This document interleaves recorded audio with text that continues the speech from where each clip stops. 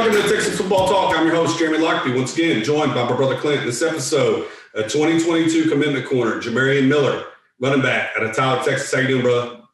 Hey, pretty good, man. It's been a wild, crazy month of June. Official, unofficial visits from all these student athletes to these universities. It's like the gloves came off or they were on, and then now all of a sudden we got to a dead period. The gloves came off, and right out of the dead period, man, be able to pick up a commit from a highly touted running back that had 27 total offers is a big deal, man. So kind of getting to Jamarion Miller, 5'10", 185 pounds out of Tyler Legacy High School in Tyler, Texas, one of those East Texas kids.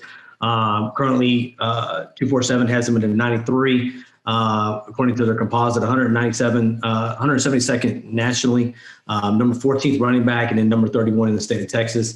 Like I said, he had 27 total offers, committed to University of Texas over Alabama, A&M, LSU, and Florida. And then he's following Robinson times two, Bijan Robinson, Keelan Robinson, and then Jonathan Brooks, and then obviously Jaden Blue. I think it could be considered, if not the deepest, running back group in the country. You're talking about very, very, very close. There's very, very few rooms that are going to be able to match what they currently have. Obviously, it's going to be a while until these guys have to sign a national letter of intent.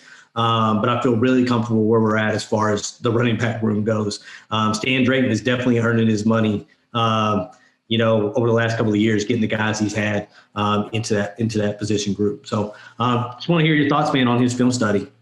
No, Jamarion Miller's name came out of nowhere pretty much, like you said, during this recruiting period. We'd heard about him, and then you heard names like DeVorest Jones. Other running backs were brought in to visit, and then they focused in on Jamarion Miller. Like you said, he beat the likes of Alabama, Texas A&M, LSU for this prospect. So he's in the top echelon of running backs in the country. What pops out on film for me is what skill set does he not have? As I watched this film, speed, more speed. Again, a guy who's verified 10.7, 100 meters. That is world-class speed, especially at his age. Like, you don't find college track athletes running that fast. The second thing that pops off is his receiving ability. And when I say his receiving ability, caught 44 passes for 618 yards, 8 touchdowns. And these aren't just screen passes and swing passes out of the backfield. These are downfield routes. Like, they'll legitimately line him up as a wide receiver, either outside or in the slot, and run post routes, fly routes down the sideline, which allows for me to see that he has position versatility in his receiving ability. Again, a guy like you talked about, similar skill set to Keelan Robinson, where he has the ability to play both positions, where you can slide him out of the backfield into the slot or put him out wide if you need to. Talking about his power, he's 5'10", 185 pounds, but he utilizes his stiff arm very, very well. Attacks the hole with zero hesitancy and ferocity, and likes contact. He'll run through people that are bigger than him at the point of attack. Impressive balance, doesn't go down easy. Saw him in the return game, both in the kickoff game and the punt return game.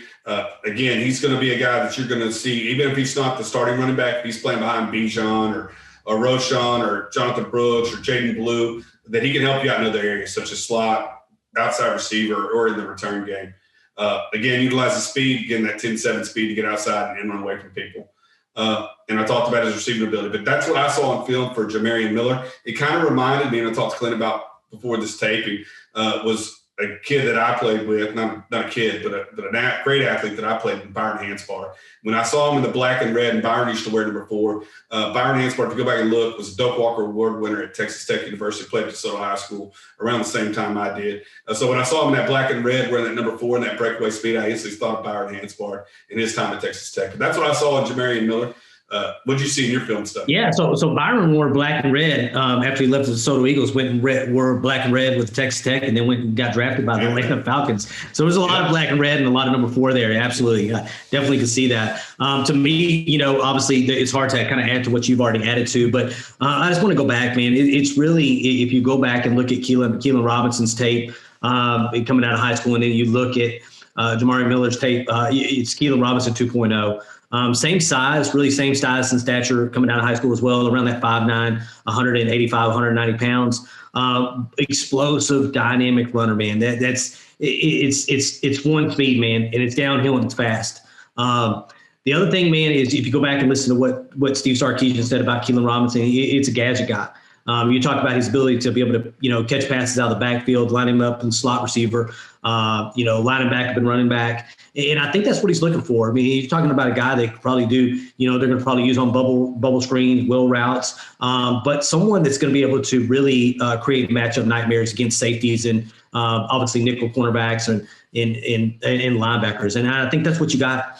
Like you said, he came out of left field, really. I know that they'd offered him there for a while, but you kept on hearing a couple of other names at running back. And then someone, they had someone looked like they picked Texas and then went off to USC. And then all of a sudden you get, this guy in for an official visit this week. And the rumors started kind of getting out, the smoke started billowing. And then all of a sudden he committed to the Texas, which was a big win, man. We need some momentum on the recruiting trail, and hopefully this leads to a few more commits here over the next few days and into the month of July.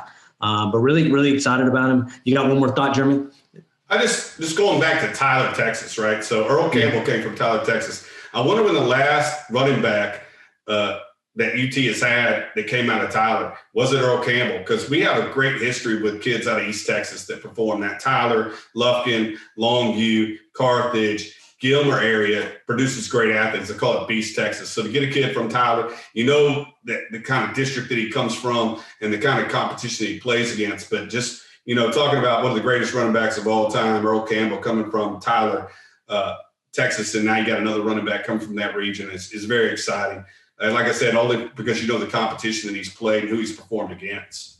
Yeah, you talk about that, man. And for a couple of guys from the DFW area, I can tell you we love really the Golden Triangle in East Texas football. They're just another breed of football player in those areas. They're passionate about the football. Some of those towns, the small East Texas towns, don't get over a large population. We've spent some time out there as young kids out there in the Palestine, Oakwood, Buffalo area. So we know East Texas a little bit and the Piney Woods of East Texas. But I can tell you we get really excited about guys from East Texas and definitely the Golden Triangle. But hopefully you enjoyed this podcast. If you liked it, please hit that like button. If you have not subscribed to our channel, please hit that subscribe button. And as well, we have, kind of go through social media here. You can find us on our new TikTok at Texas Football Talk, on our Twitter at TX Football Talk, on our Facebook at Texas Football Talk, and our Instagram at Texas Football Talk. We appreciate you listening as always, and y'all have a wonderful one. Welcome.